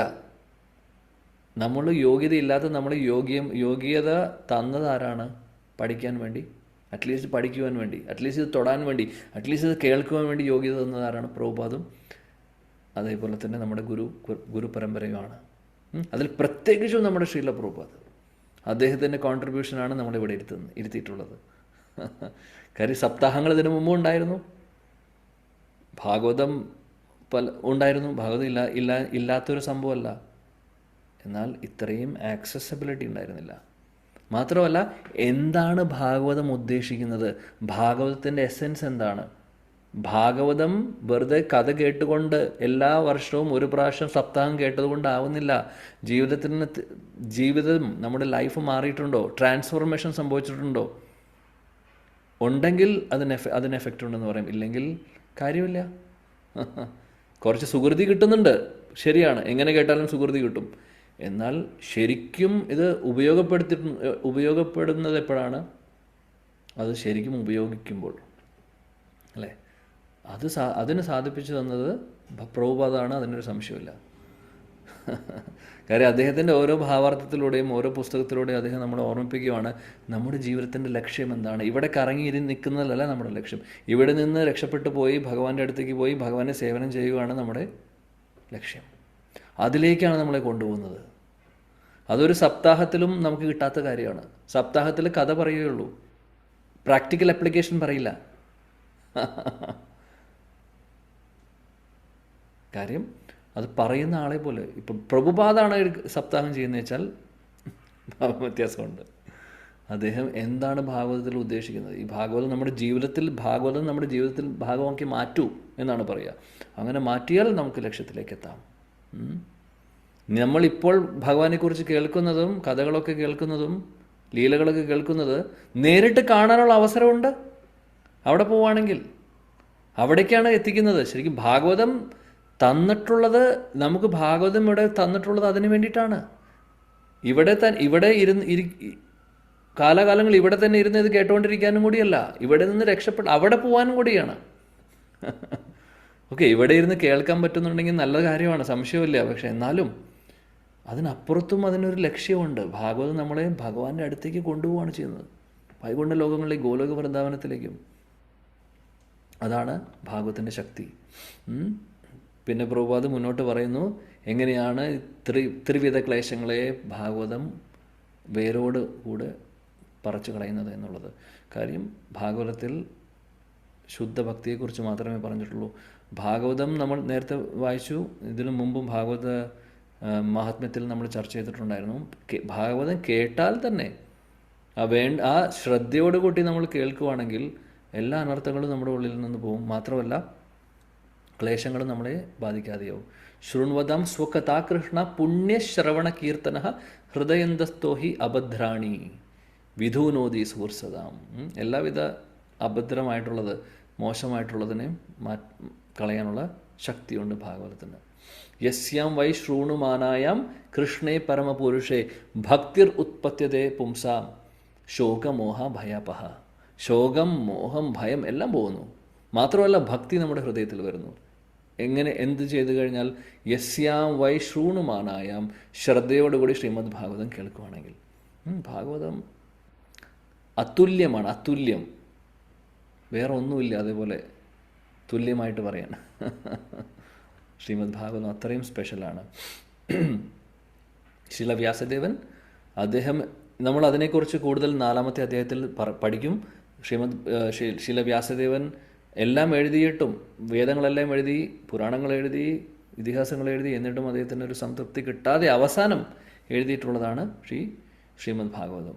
അതുകൊണ്ട് തന്നെ മഹാപ്രഭു ശ്രീമദ് ഭാഗവതത്തെ ഒരുപാട് പ്രാധാന്യം നമുക്ക് കാണിച്ചു തന്നിട്ടുണ്ട്. അദ്ദേഹത്തിൻ്റെ ജീവിതചരിത്രം നോക്കിക്കഴിഞ്ഞാൽ എല്ലാ ദിവസവും 3 മണിക്കൂർ 4 മണിക്കൂർ ഗദാധർ പണ്ഡിറ്റിൻ്റെ കൂടെ അദ്ദേഹം ഭാഗവതം കേൾക്കുമായിരുന്നു, ഭാഗവതം ചർച്ച ചെയ്യുമായിരുന്നു എല്ലാ ദിവസവും. ശ്രീമദ് ഭാഗവതം പുരാണമമലം ശ്രീ ചൈതന്യ മഹാപ്രഭു പറഞ്ഞിട്ടുണ്ട്. അപ്പോൾ അവസാനം പ്രഭുപാദ് പറയുന്നത് എന്താണെന്ന് വെച്ചാൽ, ഈ ഒരു ഭാവാർത്ഥത്തിൻ്റെ അവസാനത്തോടുകൂടി അദ്ദേഹം പറയുന്നു, എന്നാൽ ഭാഗവതം കേൾക്കേണ്ടത് എങ്ങനെയാണ്? വളരെ ശ്രദ്ധയോടുകൂടി കേൾക്കണം. കാര്യം ഇത് വളരെ പ്രധാനപ്പെട്ട വിഷയമാണ്.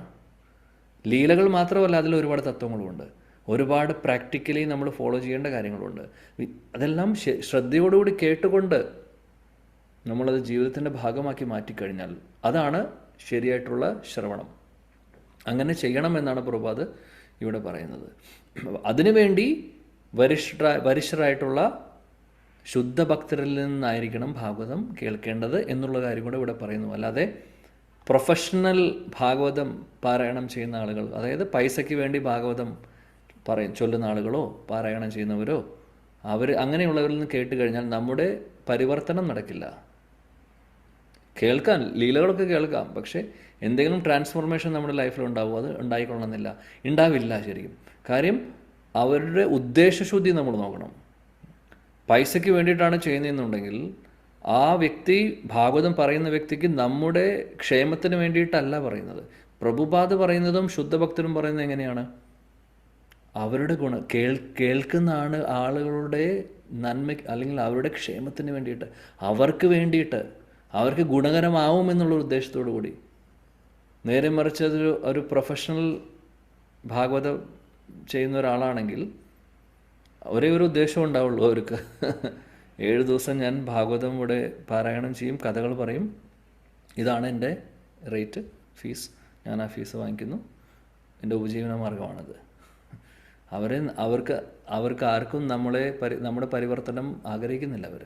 ആ ഒരു മഹാകൃപ അവരുടെ ഹൃദയത്തിൽ ഇല്ല. കാര്യം എന്താണെന്ന് വെച്ചാൽ അതിൻ്റെ പുറകിലുള്ള ഉദ്ദേശം വേറെയാണ്. നേരെ മറിച്ച് പ്രഭുപാദും അദ്ദേഹത്തിൻ്റെ ശിഷ്യരും അതേപോലെ ഒരുപാട് വരിഷ്ഠരായിട്ടുള്ള ആചാര്യന്മാർ നമ്മുടെ പരമ്പരയിലുണ്ട്.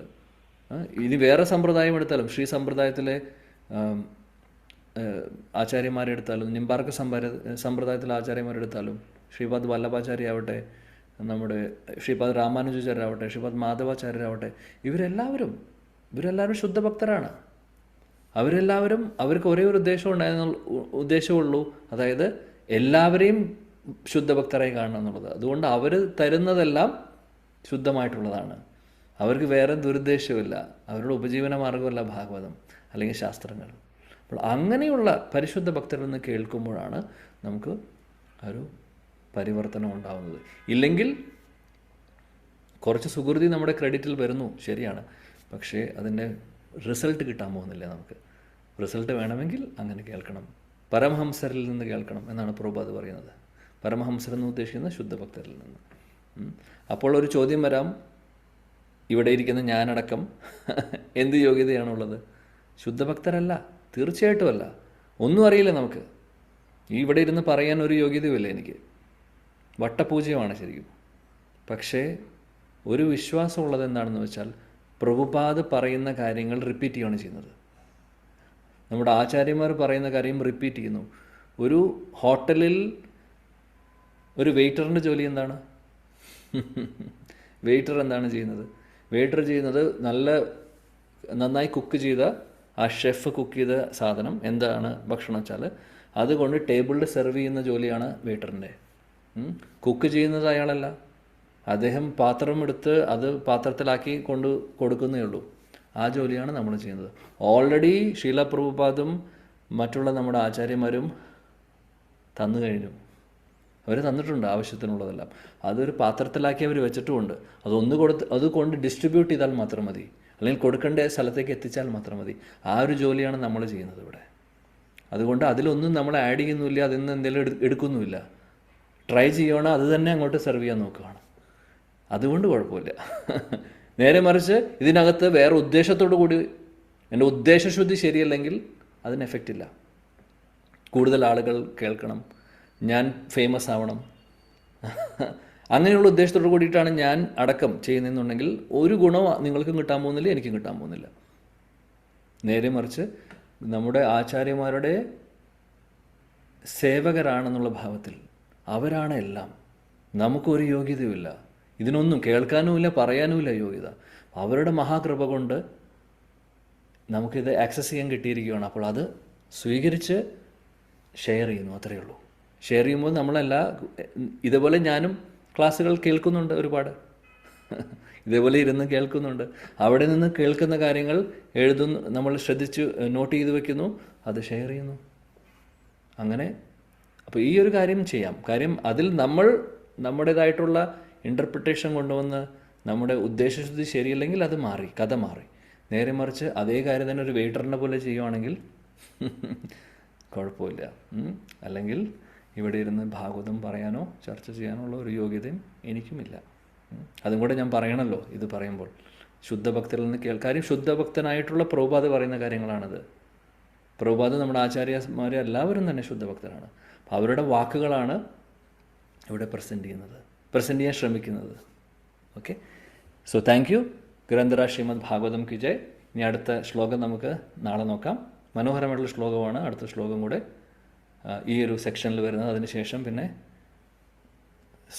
ചോദ്യങ്ങളായി ശൗനക ഋഷികൾ സൂതഗോസ്വാമിയോട് ചോദിക്കുന്ന ചോദ്യങ്ങളായി. Okay, so thank you very much. ഗ്രന്ഥര ശ്രീമദ് ഭാഗവതം കി ജയ്. ജഗദ്ഗുരു ശീല പ്രഭുപാദ് കി ജയ്. ഗൗഡിയ ഗുരുവൃന്ദ കി ജയ്. സമവേദ ഗൗര ഭക്തവൃന്ദ की जय. निताय गौर प्रेमानंदे. हरि बोल. हरे कृष्ण प्रभु जी प्रणाम. Thank you. हरे कृष्णा प्रभु जी प्रणाम. हरे कृष्ण प्रणाम. हरे कृष्ण प्रभु जी हरे कृष्ण. എന്തെങ്കിലും സംശയമുണ്ടെങ്കിൽ ചോദിക്കാനുള്ള ടൈമുണ്ട്. എന്തെങ്കിലും സംശയം ഉണ്ടെങ്കിൽ ചോദിക്കാം. हरे कृष्ण प्रभु. हरे कृष्ण പറഞ്ഞോളൂ. ഹരേ കൃഷ്ണ പ്രഭുജി. യസ്യാം ശൃണുമാദായം അതുല്യം, അതില്ലേ അതൊന്നും കൂടെ പറഞ്ഞാലും എനിക്ക് മനസ്സിലായില്ല. യസ്യാം വൈശൃണു ആദായ ശ്ലോകമാണ് അത്. ഭാഗവതത്തിലൊരു ശ്ലോകമാണ് മത്തജി. നമ്മൾ എന്തായാലും ആ ശ്ലോകത്തിലേക്ക് എത്തും. യസ്യാം വൈ ശ്രൂണുമാനായാം കൃഷ്ണേ പരമപുരുഷേ ഭക്തിർ ഉത്പത്യതേ പുംസാം ശോകമോഹ ഭയപഹ. ഒരു ശ്ലോകം വരുന്നുണ്ട് ഭാഗവത്തിൽ, നമ്മൾ മുന്നോട്ട് കാണും. ആ ശ്ലോകത്തിൽ പറയുന്നത് അതാണ്. ആരാണോ ശ്രദ്ധയോടുകൂടി ശ്രീമദ് ഭാഗവതം കേൾക്കുന്നത്, ശ്രൂണുമാനായാം ശ്രവിക്കുന്നത്, അങ്ങനെയുള്ളവർക്ക് ഭക്തിർ ഉത്പത്യതേ ഹൃദയത്തിൽ ഭക്തി, ശുദ്ധഭക്തി വരുന്നു. കൂട്ടത്തിൽ ശോകം, മോഹം, ഭയം എല്ലാം മാറിപ്പോകുന്നു എന്നാ പറയുന്നത്. Hare Krishna Prabhuji. Thanks Prabhuji. Hare Krishna. Thank you. Okay Prabhu, നമ്മൾ ഈ നാമജപം കൊണ്ട് നമ്മുടെ ഈ താപത്രയങ്ങൾ നീങ്ങുമെന്ന് പറഞ്ഞു. അപ്പൊ അതിനകത്ത് ഈ ആദി ദൈവിക താപത്രയവും നീങ്ങുമോ? അത് നമ്മൾ നാമം ജപിച്ചാൽ മതിയോ? ആദിദൈവിക ക്ലേശങ്ങൾ സാധാരണ വരുന്നത് എങ്ങനെയാണ് പ്രകൃതിക്ഷോഭങ്ങൾ വരാനുള്ള കാരണം എന്താണ്? പ്രതിക്ഷോഭങ്ങൾ വരാനുള്ള കാരണം ഈ പ്രകൃതി നിയമങ്ങൾ തെറ്റിക്കുമ്പോഴാണ് വരുന്നത്. പ്രകൃതി നിയമങ്ങൾ പറഞ്ഞിട്ടുണ്ട്, കുറച്ച് റൂളുകളുണ്ട് അല്ലേ? ആ റൂളൊന്നും ഫോളോ ചെയ്യാണ്ട് വരുമ്പോൾ പലതും വരും. അത് നേച്ചർ തരുന്നതാണ്, നമുക്കൊന്നും ചെയ്യാൻ പറ്റില്ല. ഇപ്പോൾ ഒരുപാട് പശുക്കളെ കൊന്നുകൊണ്ട് മാംസം കഴിക്കുന്നു, അല്ലെങ്കിൽ അത് വിതരണം ചെയ്യുന്നു, വിൽക്കുന്നു. പ്രശ്നങ്ങൾ വരാതിരിക്കുന്നു തോന്നുന്നുണ്ടോ? തീർച്ചയായിട്ടും പ്രശ്നങ്ങൾ വരും. വെള്ളമില്ലായ്മ വരും, അതേപോലെ വരൾച്ച വരും, ഭക്ഷണമില്ലായ്മ, ഇതൊക്കെ സംഭവിക്കാൻ പോവാണ്. കലിയുഗത്തിൽ സംഭവിച്ചുകൊണ്ടിരിക്കുന്നു. ഇനി കലിയുഗം പ്രോഗ്രസ് ചെയ്യുന്നതോടുകൂടി അവസാനമൊക്കെ എത്തുമ്പോൾ വളരെ മോശം സ്ഥിതിയിലേക്ക് പോകും. ഈ ആദി ദൈവിക ക്ലേശങ്ങളെ ഉണ്ടാവുള്ളൂ ആ സമയത്ത്. കാര്യം എന്താണെന്ന് വെച്ചാൽ ഇപ്പൊ തന്നെ ഉണ്ട്. അത് വേറൊരു ലെവലിലേക്ക് പോകും. നമുക്കിവിടെ ജീവിക്കാൻ പറ്റില്ല. പറയുന്നുണ്ട് ശാസ്ത്രങ്ങൾ, ഭക്ഷണം കഴിക്കാൻ ഒന്നുമില്ലാതെ ഈവൻ മൃഗങ്ങൾ പോലും ഇല്ലാതെയാവും. അവസാനം മനുഷ്യരെ കൊന്ന് കഴിക്കുന്ന അവസ്ഥയിലേക്ക് വരെ പോകുന്ന പറയുന്നത് കലിയുഗത്തിന്റെ അവസാനത്തോടു കൂടി. അതുകൊണ്ട് അവിടേക്കൊന്നും നിൽക്കേണ്ട ആവശ്യമില്ല. എത്രയും പെട്ടെന്ന് ഇവിടുന്ന് രക്ഷപ്പെടാൻ നോക്കുക. നാമം ചൊല്ലുക, ഭാഗവത്തെ ആശ്രയിക്കുക, ഇവിടുന്ന് പോവുക. തിരിച്ച് അങ്ങോട്ട് പോയാൽ പിന്നെ വരില്ല. അപ്പൊ അങ്ങോട്ട് പോകാൻ വേണ്ടി കുറച്ച് പണിയുണ്ട് ഭഗവാന്റെ അടുത്തേക്ക് പോകാൻ വേണ്ടി. അതായത് ആത്മാർത്ഥമായിട്ട് ചെയ്യണം ഇത്. അങ്ങനെയാണെങ്കിൽ അവിടേക്ക് പോയി കഴിഞ്ഞാൽ പിന്നെ യത് ഗത്വാന നിവർത്തന്തേ തദ്ധാമ പരമമമ ഭഗവാൻ പറയുന്നു ഭഗവത്ഗീതയിൽ. അവിടെ ഒരിക്കൽ വന്നാൽ പിന്നെ വരില്ല തിരിച്ചു. ഓക്കെ, ഹരേ കൃഷ്ണ.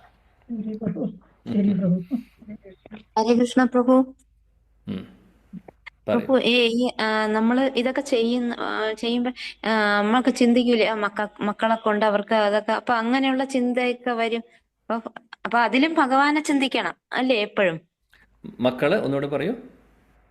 നമ്മളിപ്പോ മക്കളുടെ കാര്യമൊക്കെ നോക്കൂലേ? അതിനെന്താ കുഴപ്പം?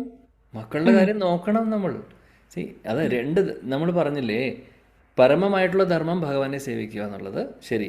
എന്നാൽ സ്വധർമ്മം നമ്മൾ ചെയ്യേണ്ടതാണ്. നമ്മുടെ ഫാമിലി റെസ്പോൺസിബിലിറ്റീസ് ചെയ്യണം. മാതാപിതാക്കൾ കുട്ടികളുടെ കാര്യം നോക്കണം, കുട്ടികൾ പാരൻസിനെ നോക്കണം, ഭാര്യ ഭർത്താവ് ഭാര്യയെ, ഇതെല്ലാം നമ്മൾ ചെയ്യണം. കാര്യം എന്താണെന്ന് വെച്ചാൽ ഈ ഫാമിലി ആരാണ് നമുക്ക് തന്നിട്ടുള്ളത്? ഭഗവാനാണ് തന്നിട്ടുള്ളത്. പക്ഷേ ഒരു കാര്യം എന്താണെന്ന് വെച്ചാൽ അത് ഇന്ദ്രിയ സുഖഭോഗങ്ങൾക്ക് വേണ്ടിയിട്ടല്ല. അവിടെ ഭഗവാൻ നമ്മുടെ ജീവിതത്തിലേക്ക് കൊണ്ടുവരണം. നമ്മുടെ ഫാമിലി ലൈഫിലെ കേന്ദ്ര ബിന്ദു ഭഗവാനാക്കി മാറ്റണം. അത്രയും ചെയ്താൽ മതി. ഭഗവാനെ കേന്ദ്രീകരിച്ചുകൊണ്ട് അദ്ദേഹത്തിൻ്റെ ചുറ്റും നമ്മുടെ ജീവിതത്തിലെ അല്ലെങ്കിൽ വീട്ടിലെ നാഥനാക്കി മാറ്റുക ഭഗവാനെ. എന്നിട്ട് നമ്മൾ ജീവിക്കുക. വേണ്ട റെസ്പോൺസിബിലിറ്റീസൊക്കെ ഭംഗിയായിട്ട് ചെയ്യുക. ആത്മീയ തലത്തിൽ ഈ ഒരു ജ്ഞാനം നമുക്ക് ശരിക്കും അകത്തേക്ക് കയറിക്കഴിഞ്ഞാൽ, ആത്മീയ ജ്ഞാനം വന്നു കഴിഞ്ഞാൽ നമുക്ക് നമ്മുടെ ബന്ധുജനങ്ങളോടും നമ്മുടെ സ്വന്തം വീട്ടുകാരോടും ഉള്ള സ്നേഹം കൂടുകയുള്ളൂ, കുറയില്ല. കാര്യം ആ സ്നേഹത്തിന് വ്യത്യാസം വരും. ആ ഒരു ഇൻറ്റിമസി കൂടും. പക്ഷേ ശരീരബോധത്തോടു കൂടിയിട്ടല്ല, ആത്മീയ തലത്തിൽ ആ ഒരു കണക്ഷൻ നമുക്ക് ഫീൽ ചെയ്യും. റെസ്പോൺസിബിലിറ്റി കുറച്ചുകൂടെ നന്നായി നമ്മൾ ചെയ്യും. അല്ലാതെ ഇതൊന്നും ഓടിപ്പോവാൻ നോക്കില്ല. ഓടിപ്പോവാന കാര്യമല്ല പറയുന്നത് ഇവിടെ. ഭഗവത്ഗീതയിൽ ഭഗവാൻ പറഞ്ഞിട്ടില്ല അർജുനനോട് നീ ക്ഷത്രിയനാണ്, നിന്റെ ധർമ്മം ചെയ്യണം എന്നാണ് പറഞ്ഞിട്ടുള്ളത്. യുദ്ധം ചെയ്യണം. കാര്യം ധർമ്മത്തെ പരിപാലിക്കേണ്ട അല്ലെങ്കിൽ ധർമ്മം പുനഃസ്ഥാപിക്കേണ്ട ഉത്തരവാദിത്വം നിനക്കുണ്ട്. അത് ചെയ്യാതെ ഓടിപ്പോരുത് എന്നാണ് പറയുന്നത്. തസ്മാത് സർവേഷു കാലേഷു മാം അനുസ്മര യുദ്ധ്യച്ച എന്നാണ് പറഞ്ഞിട്ടുള്ളത്. നീ നിന്റെ ഡ്യൂട്ടി ചെയ്യണം, എന്നെ ഓർത്തുകൊണ്ട് നീ നിന്റെ ഡ്യൂട്ടി ചെയ്യൂ. അതാണ് നമുക്കുള്ള ഉപദേശം. ഭഗവാൻ പറയുന്നതാണ്, നമ്മളെല്ലാ റെസ്പോൺസിബിലിറ്റീസും ചെയ്യണം, ഭംഗിയായിട്ട് ചെയ്യണം. പക്ഷെ ഭഗവാനെ ഓർത്തുകൊണ്ട്, ഭഗവാനെ സമർപ്പിച്ചുകൊണ്ട് അത്ര മാത്രം ചെയ്താൽ മതി. ഓക്കെ മാതാജി? ഹരേ കൃഷ്ണ. അപ്പോ ഇന്നത്തെ പോയിന്റ് പ്രഭുജി പറഞ്ഞിരുന്ന മെയിൻ പോയിന്റ്, വളരെ സുഹൃതം ചെയ്തവർക്ക് മാത്രമാണ് ഈ ഭാഗവതം കിട്ടുക. അത് നമുക്ക് ഇത്രയും പേർക്ക് കിട്ടിക്കൊണ്ടിരിക്കുന്നു. ഒരു തടസ്സവും കൂടാതെ പ്രഭുജി നമുക്ക് കിട്ടണം. അതുകൊണ്ട് പ്രഭുജിക്കും പ്രഭുജിയുടെ കുടുംബത്തിനും വേണ്ടിയിട്ട് നമ്മൾ 3 പ്രാവശ്യം ഹരേ കൃഷ്ണ മഹാമന്ത്രം പറയണം.